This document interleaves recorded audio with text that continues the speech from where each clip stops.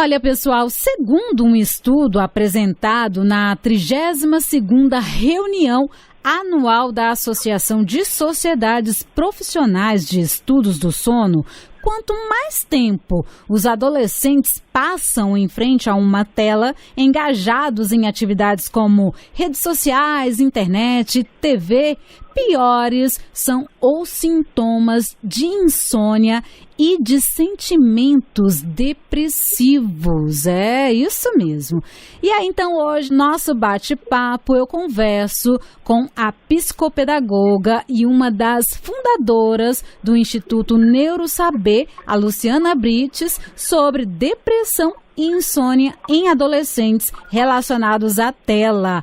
Olá, Luciana, boa tarde, tudo bem? Olá, Edileia, boa tarde, tudo ótimo. Ai, que bom, Luciana, seja muito bem-vinda aqui ao nosso Programa Nacional Jovem, ainda mais para falar desse assunto que é tão importante. E aí eu já começo te perguntando, assim, o que quer dizer exatamente esses resultados preliminares apresentados aí por esse estudo? Quer dizer que a gente já sabe, né, que essa dificuldade de sono, ela está correlacionada com o uso excessivo de aparelhos, né, de smartphones, de tablets, de celulares, de notebook, né? Isso porque toda essa tecnologia, ela estimula a produção de vários neurotransmissores, né?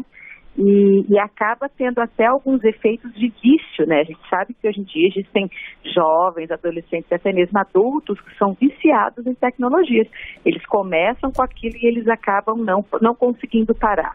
Ficam ligados o tempo todo, é isso? Exatamente, porque como é um mecanismo de busca e de processo, e aí tem alguma coisa que, por exemplo, tira a atenção da criança, e aquela atenção, ele vai indo, acaba perdendo até a noção do tempo, né? Até a noção do que ele tem que fazer, e ele só fica realmente ligado naquele tipo de atividade. É um tipo de atividade que estimula muito os neurotransmissores de dopamina, noradrenalina, que faz realmente uma continuidade aí, e as crianças acabam perdendo noção de hora, noção de tempo. Algumas não vão no banheiro, tem umas que ficam jogando por até 12 horas sem parar. É verdade, né? E quanto mais tarde eles vão dormir, mais difícil fica para eles funcionarem durante o dia, não é isso? Exato. Uma das indicações aí, inclusive a Academia Americana está fazendo agora, é para ter, antes de dormir, ficar 30 minutos antes de dormir, não mexer com nenhum tipo de eletrônico, porque é como se o cérebro ainda ficasse ligado, né? E a gente sabe que o sono, ele é fundamental, porque é no sono que a gente consolida a memória, é no sono que a gente consegue fazer com que o nosso cérebro descanse e desligue para a gente poder estar apto a aprender no outro dia, né? Se a gente não tem uma boa qualidade de sono, toda a nossa qualidade de atenção, de memória, de humor, regula o humor, né? Tudo isso fica alterado. Isso aí. E aí nesse frenético, né, nessa questão assim de ficar muito ligado, isso pode causar insônia. Eles não conseguem dormir exatamente à noite, é isso? Sim, eles não conseguem dormir e eles ficam querendo não dormir, porque eles querem continuar dentro da tecnologia, né? Eles querem continuar fazendo uso daquilo. Aquilo causa uma excitação tão grande no cérebro, né, que é difícil desligar. Então, por isso, assim, que quando der mais ou menos umas 8h30 da noite, já é bom não ter nenhum tipo de aparelho para as crianças assistirem, para ela realmente estar desligando aí. Inclusive, tem alguns pais que pegam os aparelhos nessa hora e levam para o quarto, porque às vezes a tentação é tão grande que eles acabam pegando o aparelho, né? Isso aí, Luciana. E como é que entra, então, a questão da depressão diante dessa questão de ficar muito tempo ligada à tela? Como é que é isso também? É porque, na verdade, são pessoas que às vezes podem ter já esse gene da depressão, né, junto, já pode ter essa predisposição a ter depressão. E se eu não consigo dormir à noite, a falta do sono, né, a dificuldade de sono, ela interfere primariamente nos estados de humor. Então, eu tenho problemas de humor por conta disso, né? Então, isso torna cada vez mais dificultoso. E se eu tenho uma propensão a ter uma depressão, que a gente sabe que a depressão também ela tem uma questão genética associada, isso pode ser um gatilho, né? Pode ser um disparador de gatilho de uma condição que a criança talvez já tenha, né? Que o adolescente já tenha. Então, por isso que tem que ficar de olho. Olha, que interessante. Então, assim, se ele já tiver meio que isso, né? Já uma predisposição para ter a depressão, a insônia, então, causa a depressão ou ao contrário? Ela estimula o processo depressivo, né? Porque você não consegue dormir. Então, é só a gente ver quando a gente não consegue dormir, como que a gente fica no dia seguinte. Um caco, agora, né? Então, agora você já pensou todos os dias, sempre tendo esse problema? Quer dizer, fica uma coisa, a qualidade de vida da pessoa fica alterada, né? Fica impactada por conta disso. Isso aí. E quais as consequências diretamente na vida dos adolescentes? Assim, a gente consegue ver uma restrição da qualidade da interação com as pessoas. Eles não querem mais sair de casa, quer ficar só jogando, quer ficar só fazendo aquele tipo de atividade. Eles se tornam mais introspectivos, têm mais dificuldade no relacionamento de pessoa para pessoa, né? Tem mais dificuldade em lidar com problemas ou com frustrações. Por quê? Porque dentro de um ambiente online, essas coisas são mais controláveis do que no mundo. No mundo a gente não consegue controlar. E no ambiente virtual você consegue.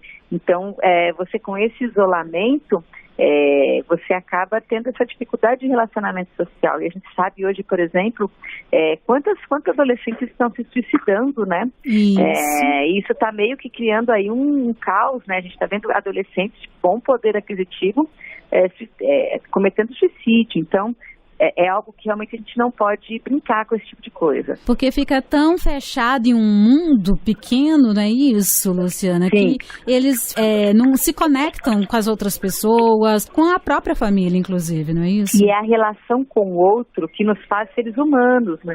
Que nos faz termos sensações, que nos faz ter várias coisas. Então, é exatamente isso que é engraçado, né?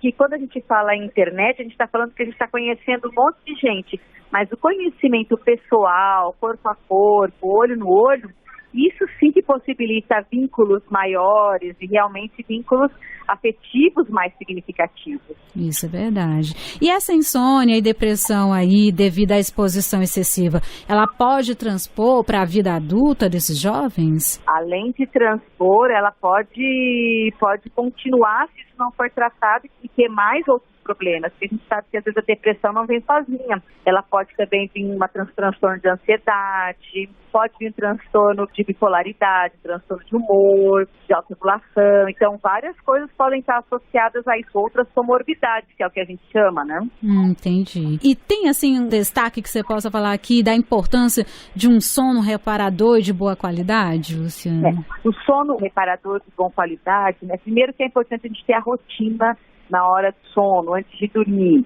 E aí cada um tem o seu. Tem gente que fala, que quando dorme, relaxa. Tem gente que quando toma banho, dorme melhor. Quando não toma banho, não. Então, assim, cada um tem mais ou menos a sua característica, a sua perspectiva, né?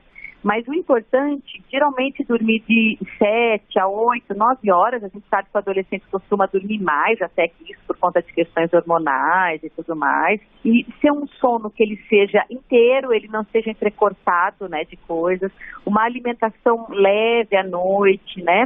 Evitar beber muito líquido à noite, porque senão você acaba acordando várias vezes à noite. Então, o bom sono é aquele sono que realmente ele dure a noite toda, sem entrecortes, né, sem problemas, que acorde toda noite e que seja realmente um sono que a pessoa acorde no outro dia restaurada, reparada, enfim. Existe uma questão aí sobre, às vezes, a quantidade de horas de sono. Tem gente que fala, para mim 6 horas, 7 horas. Então, isso é às vezes muito individual, mas geralmente no adolescente por volta de 8 a 9 horas de sono, né? É algo importante aí, para estar descansando verdadeiramente. Para assim eles conseguirem, né, estar bem durante o dia, para estudarem, para se divertirem, né? Isso, para viver essa fase que é tão importante na vida deles, né? Para poder aprender, para a escola, para tudo isso, né? Quantas escolas aí não tem o problema dos adolescentes que dormem durante a aula. Por quê? Porque eles ficaram acordados à noite, porque não tiveram uma boa qualidade de sono. E aí entra também a questão de respiração, né? Ver se eles estão respirando bem, se tem alergia, não tem alergia. Tudo isso tem que ser levado em consideração para ter uma boa qualidade de sono. É isso aí.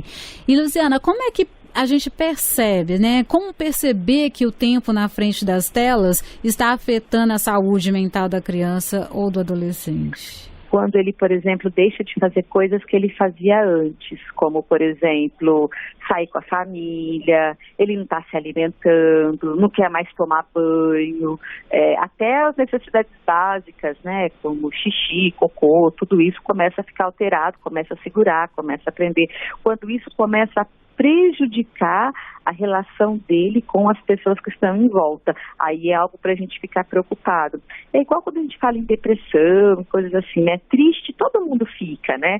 Agora, quando essa tristeza te impede de sair de casa, você não tem ânimo, quando isso afeta a qualidade de vida tua com as pessoas, aí a gente tem que realmente ficar bem assim, antenado. E tem um tempo ideal para reduzir os riscos para esses jovens? Geralmente, o que a gente vê, né, as sociedades médicas, elas colocam de 1 a 2 horas por dia de exposição, né, e entrecortando isso com outras coisas, evitar ficar direto fazendo isso. Fica 1 hora, depois faz alguma outra coisa, vai ver TV, fazer alguma outra coisa e depois ficar mais 1 hora, para não ficar muito tempo fazendo uma coisa só, porque ele é viciante, por isso que a gente tem que tomar muito cuidado. Muitas vezes os jovens, e acredito até os mais velhos também, na hora principalmente naquela horinha que chega assim, agora eu já vou descansar, mas ficam lá com o celular e não desliga nunca, né, Luciana? Não. E aí o que a gente vê é que tem muitos pais que acabam passando esse modelo para os filhos, né?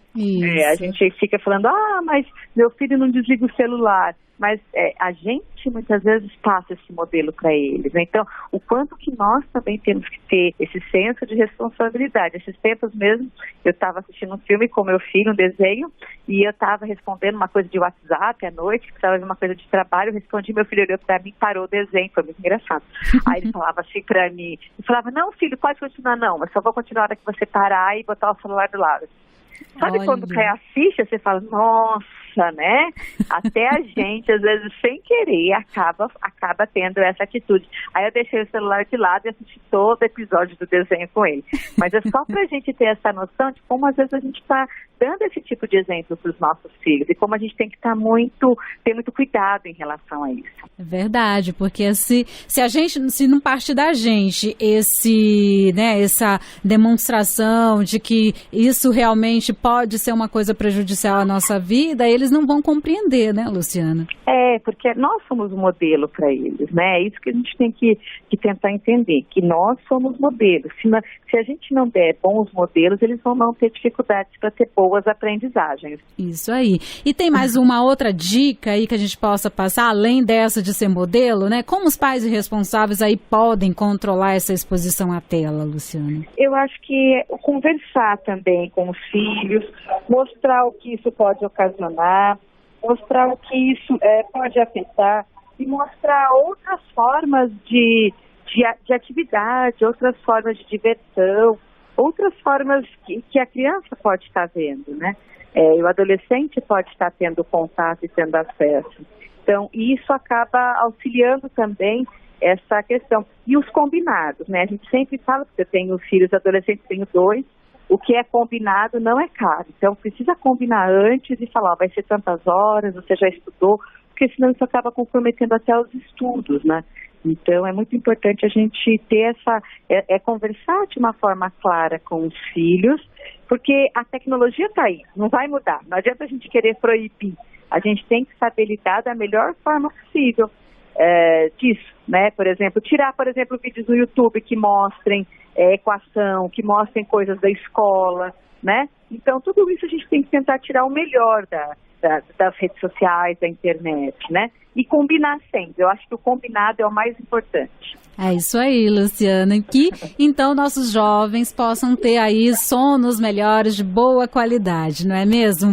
Quer deixar uma mensagem final pra gente? Uma das coisas mais importantes que a gente tem que ver, né, quando a gente tem os nossos filhos, é essa clareza na comunicação, mostrar para eles o que verdadeiramente é importante, que nós estamos fazendo isso não é porque somos chatos, é porque sim, nós amamos eles, e amar dá trabalho, né? Amar, às vezes a gente fala que a gente é chata, que a gente dá muito limite, que a gente não sei o quê, mas amar é um verbo, e verbo tem que ter atitude, e se eu não tiver esse tipo de atitude com os nossos filhos, eles ficam desamparados, né? Por mais que a gente não queira. Isso aí. Nossa, a Luciana falou tudo. E o sono é muito importante, né, Luciana? Sim, nessa fase da vida deles. Muito importante. Tá jóia, então. Ok, Luciana, muito obrigada pela sua participação e até uma próxima oportunidade. Eu que agradeço. Muito obrigada. Um abraço. Abraço. Viu? Tchau, tchau. Tá, tchau. Boa tarde. Bem, galera, eu conversei então com a Luciana Brites. Ela é psicopedagoga e uma das fundadoras do Instituto Neurosaber. E nós falamos aqui sobre depressão e insônia em adolescentes relacionados à tela.